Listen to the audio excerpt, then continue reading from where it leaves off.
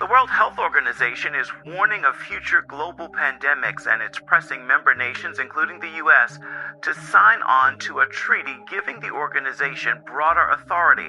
But as Lori Johnson reports, the WHO's questionable decision-making during COVID is raising some red flags. WHO Director General Tedros Ghebreyesus suggests the next pandemic could be possibly more deadly than COVID-19. And anything happening is a matter of when, not if. So we need to have a placeholder for that, for the disease we don't know. That may come. And that was when we gave the name Disease X. Fear grips the world, a new and dreadful threat. Disease X looms over humanity, challenging our science and questioning our security. But was this prophesied pandemic already written in the pages of the Bible? We stand on the brink of discovering something that could change everything we know about diseases and prophecies. The so-called Disease X is causing global alarm, with world leaders and health experts warning of its devastating potential. But what if I told you that this new disease may have been mentioned in one of the books of the Bible? So stay tuned to find out, and don't forget to leave your like and subscribe at the end of this video. Leaders from around the world are concerned about a new disease they say is coming, one that could be worse than those we already know. They have dubbed this disease X. The book of Revelation and the words of Jesus in the Gospels speak of terrible plagues that will come upon the earth. Let's understand how Disease X relates to what the Bible tells us is to come. Klaus Schwab and the World Economic Forum are among the global leaders who have recently warned about Disease X. On July 10, 2023, an article was published on the World Economic Forum website titled Disease X: How to Prepare for the Next Big Virus. The article discusses how the world is coming together on a global scale to prepare for this, how a global agreement on pandemics could help during a virus outbreak. During the World Government Summit in Dubai, which took place from February 12 to 14, world leaders presented plans for a global agreement to address this issue. The head of the World Health Organization warned about the next global outbreak, urging countries to reach an agreement during the 2024 World Government Summit in Dubai. The head of the World Health Organization said in a statement that the next outbreak could be caused by a new pathogen that we do not yet know, or what we call Disease X. To understand the basics of how they plan to deal with Disease X when it arrives, Klaus Schwab, founder of the World Economic Forum, says China was the best example of how to handle the last pandemic. He said on Chinese state TV, "China is a model for many nations. I think it is very important for us to be cautious when considering different systems, but the Chinese model certainly attracts many countries." It is worth noting that if anyone has not seen the videos on how China dealt with the situation, they show their zero-tolerance policy, which was quite severe. There were reports of people being prevented from leaving their homes, with doors locked in apartment buildings with doors welded shut. Residents across China shared videos showing authorities welding shut the doors of apartment buildings to prevent people from leaving, and in the videos, you could see the agony of the people in China, where they were screaming from inside their apartment buildings because they were forced to stay inside and could not leave at all. People were screaming in pain. Bill Gates is another global leader who has mentioned this upcoming disease.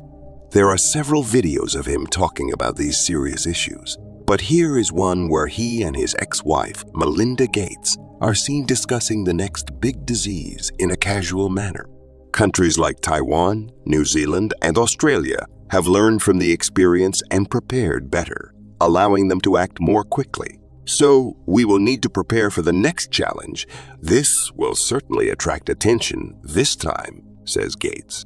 Now, how does this relate to the Bible? Well, the first reference we will look at is in the book of Luke, and then we will explore what the book of Revelation has to say. And believe me, there is a lot of information there.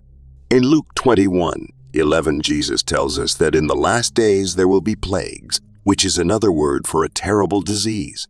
And there will be great earthquakes in various places, and famines and plagues, and there will be terrifying sights and great signs from heaven.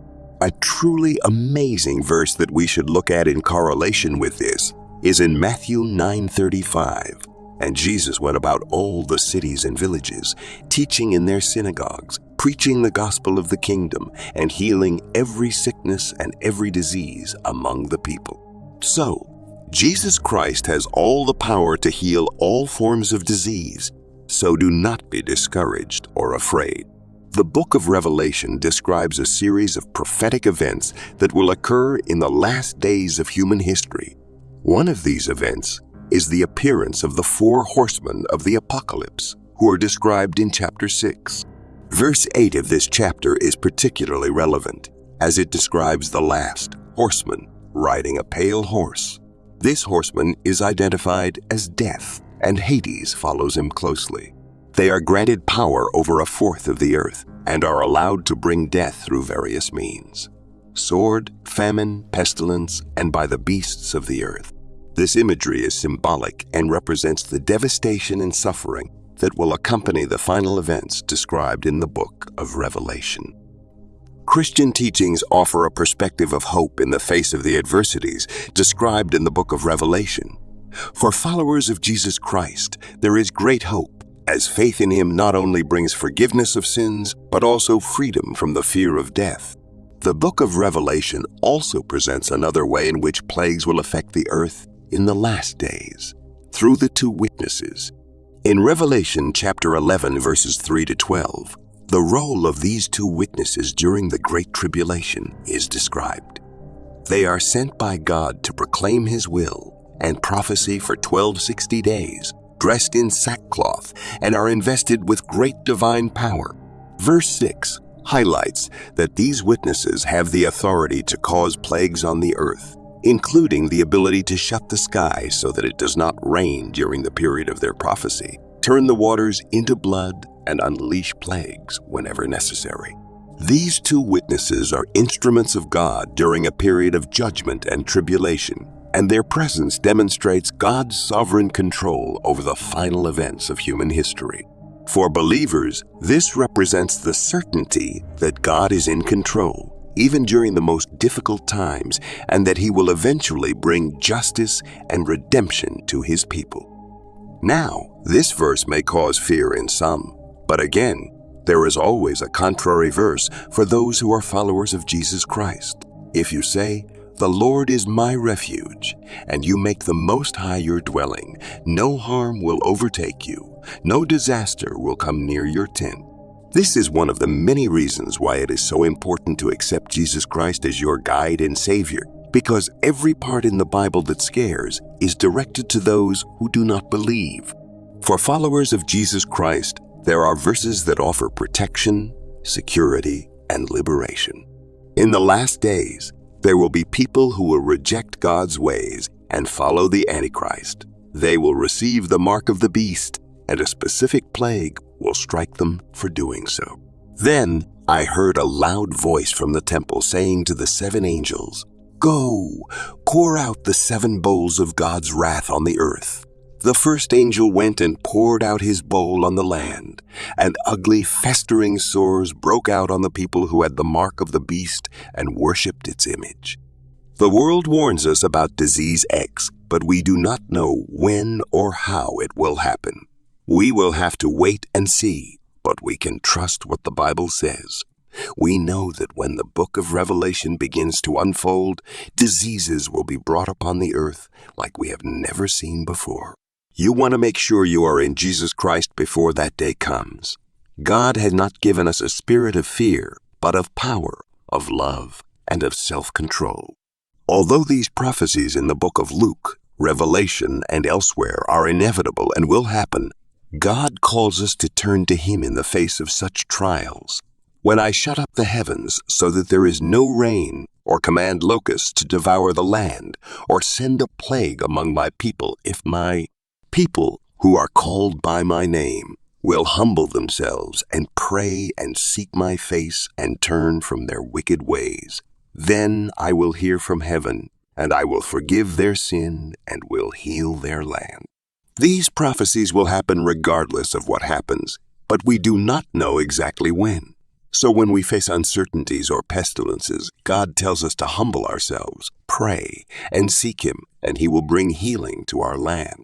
So I pray that everyone who watches this will cry out for this, for Brazil, and for the whole world, and that even world leaders will stop spreading fear about new diseases like disease X and accept Jesus Christ as Lord, spreading the truth and love of the gospel. In times of turmoil like this, it is faith that becomes our beacon, guiding our steps through the darkness. Believing in a higher power provides us not only with comfort, but also with strength and hope to face the challenges posed by disease Z. This faith connects us to something greater than ourselves, inspiring us to seek not only physical healing, but also spiritual redemption. In scriptures, we find references that resonate with the challenges we face today. In Luke 21:11, Jesus prophesies about plagues and calamities as signs of the end times, reminding us of the end times, reminding us of this world. Matthew 9:35 demonstrates Jesus' authority over all diseases, showing us that He is the source of healing and hope. In the book of Revelation, the four horsemen described in Revelation 6:8 symbolize the evils that plague humanity, including death, famine, pestilence, and desolation.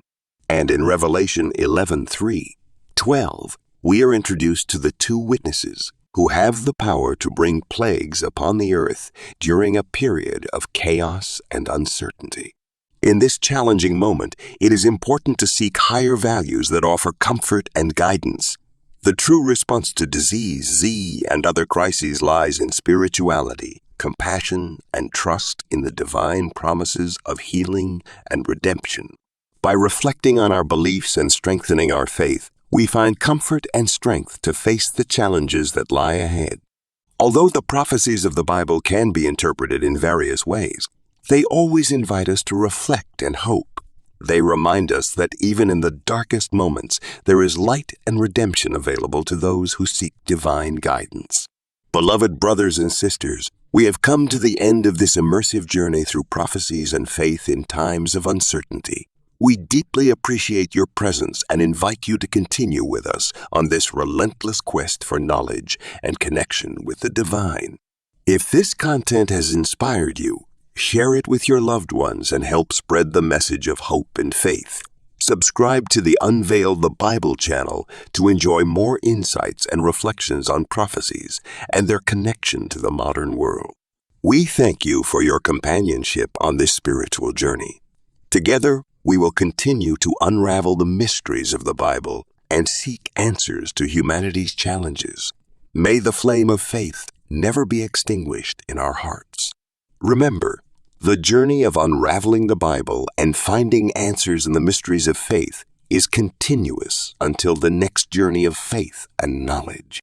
If you found value in this video, we would be greatly appreciative if you could express your support by liking and sharing with your friends and family.